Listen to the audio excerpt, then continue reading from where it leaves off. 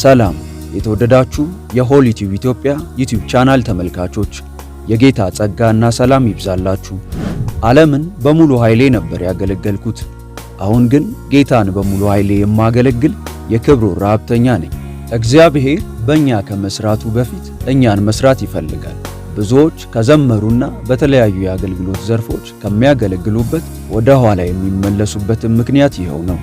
የአርቱ ሕይወት ዲስፕሌውና እውነታው ይለያያል የሚለን የዘጠናዎቹ ዕውቅ አቀንቃኝ የነበረው ጥበቡ ወርቅዬ ጌታን ያገኘበትን አይረሴ ገጠመኝ፣ በለውጡ ዙሪያ የተለያዩ ሰዎች የሰጡትን አነጋጋሪ አስተያየት፣ አሁን ላይ ስላለበት መንፈሳዊ ሕይወትና የቤተ ክርስቲያን የአገልግሎቱ ሁኔታ እንዲሁም በመንፈሳዊ ሕይወቱ እየበረታ በመጣበት ወቅት ስለፈጸመው ብዙዎችን እጅግ ስላስደነገጠው አስደንጋጭ ክስተት፣ አሁን ላይ እርሱ ትቶት ከወጣበት የዘፈኑ ዓለም ካሉ ወዳጆቹ ጋር ስላለው ግንኙነት፣ በአጠቃላይ ከትውልዱ አንስቶ በዘፈኑ ዓለም ስላሳለፈባቸው ጊዜያትና አሁን ላይ ስላለበት መንፈሳዊ ሕይወት ሙሉና ታማኝ የሆነውን አስተማሪ የሕይወቱን ምስክርነት በዚህ ቪዲዮ ይዘንላችሁ ቀርበናል። እስከ ቪዲዮ ፍጻሜ አብራችሁን ቆዩ። ሆሊ ቲዩብ ኢትዮጵያ በየጊዜው ለመንፈሳዊ ሕይወቱ መበርታት የሚሆኑ ትምህርቶችንና የተለያዩ አስተማሪ ፕሮግራሞችን ወደ እናንተ ያደርሳል።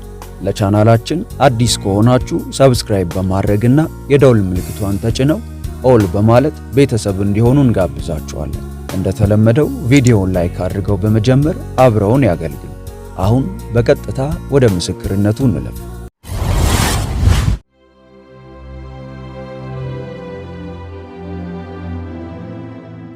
ውለቱ በላሊበላ ሲሆን የ3 ወር ሕፃን ሆኖ ወደ ደሴ መጣ።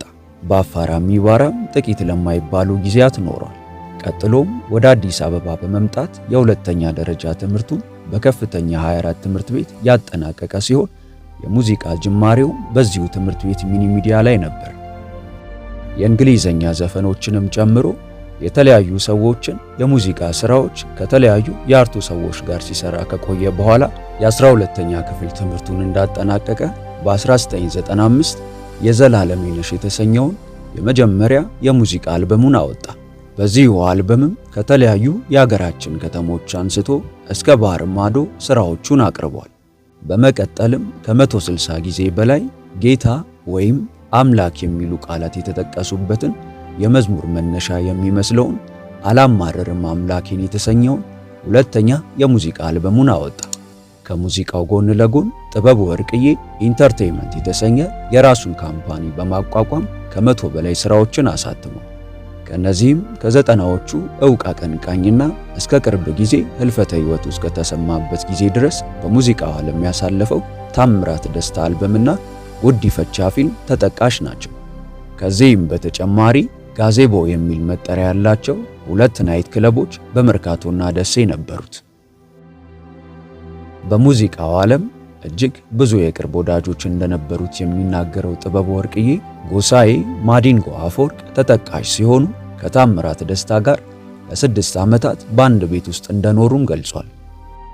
የዘጠናዎቹ ዕውቅ አቀንቃኝ የሆነው ጥበቡ ወርቅዬ የሕይወቴ ለውጥ መነሻ ነው ብሎ የሚያነሳው አንድ በፍጹም የማይረሳው አጋጣሚ አለ።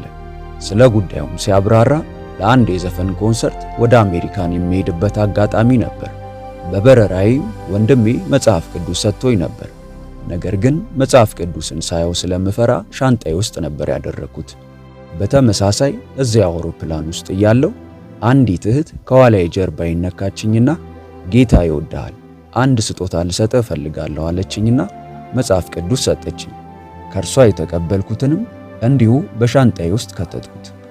አሜሪካን ሀገር እንደደረስን ያልጠበቅኩት አንድ ነገር ተፈጠረ። በአሜሪካን ኤምባሲ ስህተት ምክንያት እንድመለስ ሆነ።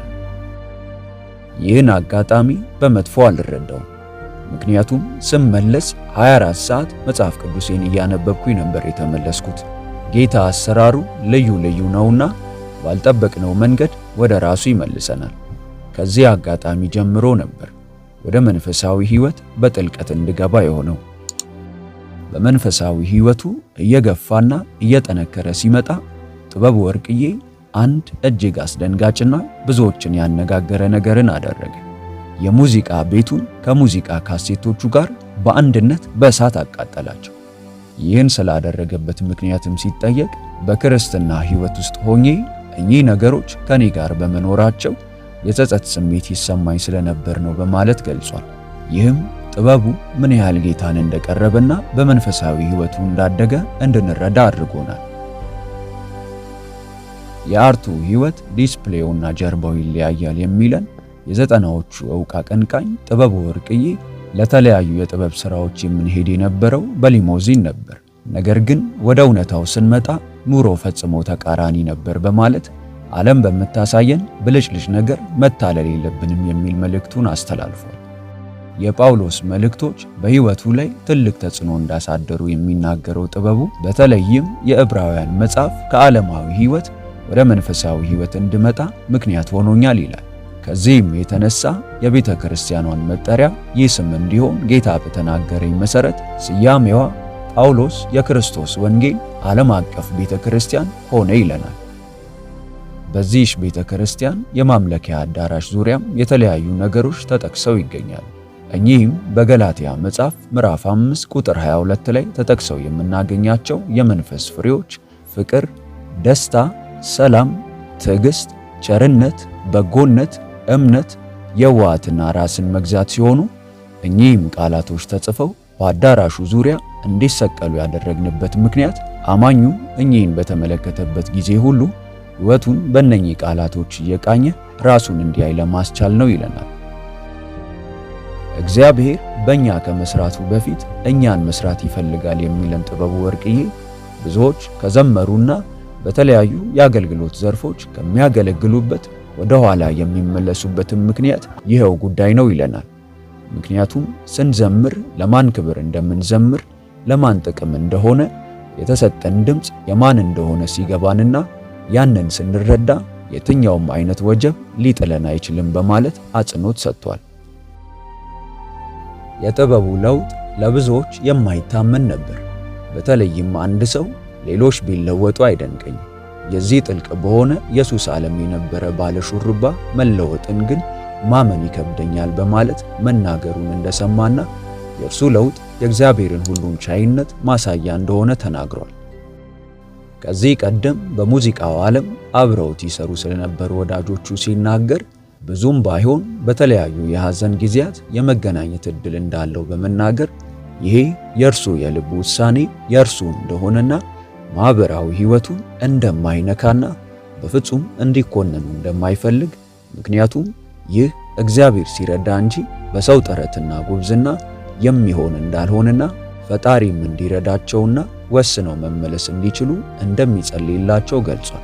በተጨማሪም ጥበቡ ዓለምን በሙሉ ኃይል ያገለግል እንደነበር አሁን ጌታዬን በሙሉ ኃይል የማገለግል የክብሩ ረሃብተኛ ነኝ ይለናል።